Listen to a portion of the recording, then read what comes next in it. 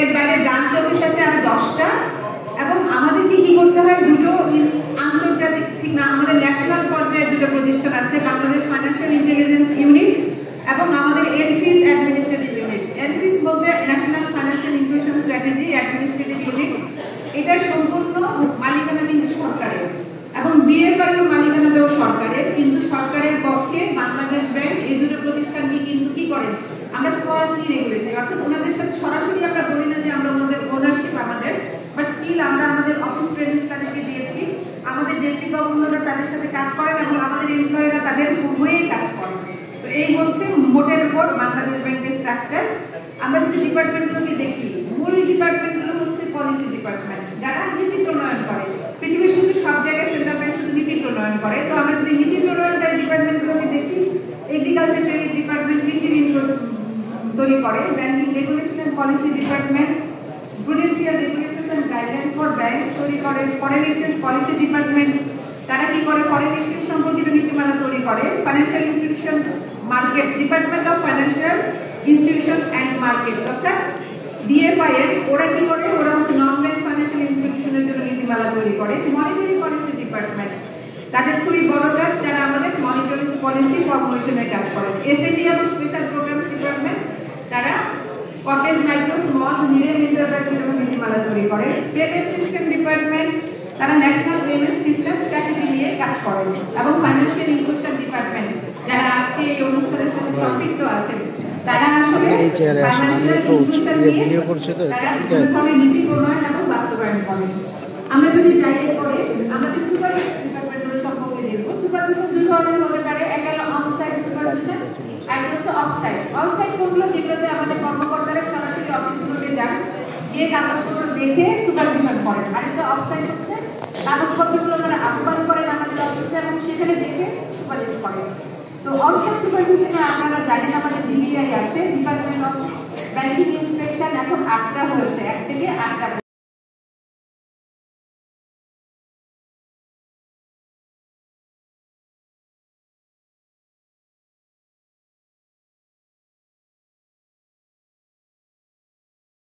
Development কাজ করছি, যেমন ক্রেডিট গ্যারান্টি ডিপার্টমেন্ট আছে, আমরা কি করি, এটা দিয়ে আমাদের সিএমএসএকে হেল্প করার চেষ্টা করছি।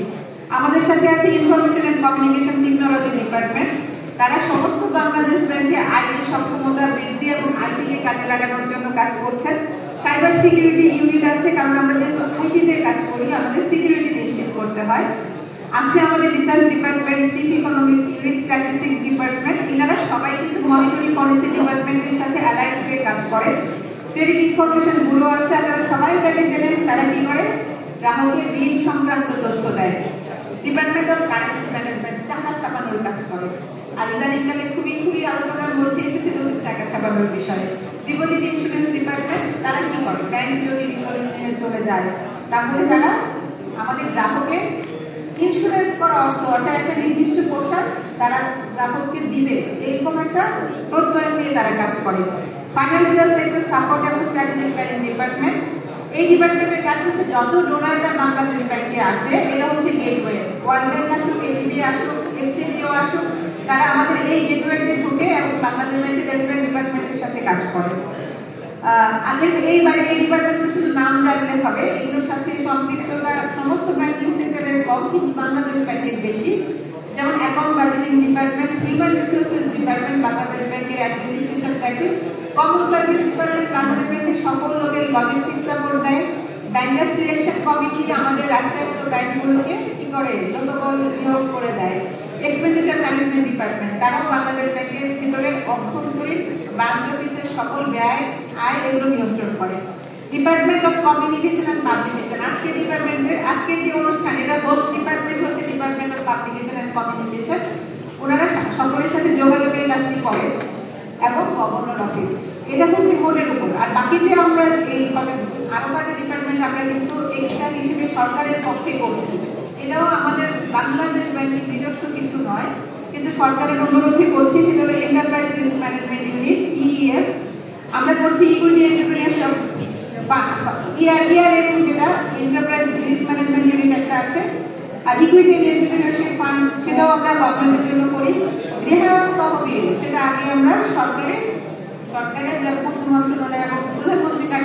কাজ করতাম। Investment promotion and financing facility বলে সেটা ওয়ার্ল্ড ব্যাংকের একটা প্রকল্প ছিল, যারা ইনফ্রাস্ট্রাকচার ফাইন্যান্সিং এর জন্য লো রানবে মানে কম সুদে ঋণ প্রদান করতো আমাদের ফাইন্যান্সিয়াল ইন্টারমিডিয়েট ব্যাংকগুলোর মাধ্যমে। তো এই হলো মোটের উপর বাংলাদেশ ব্যাংকের কাজ।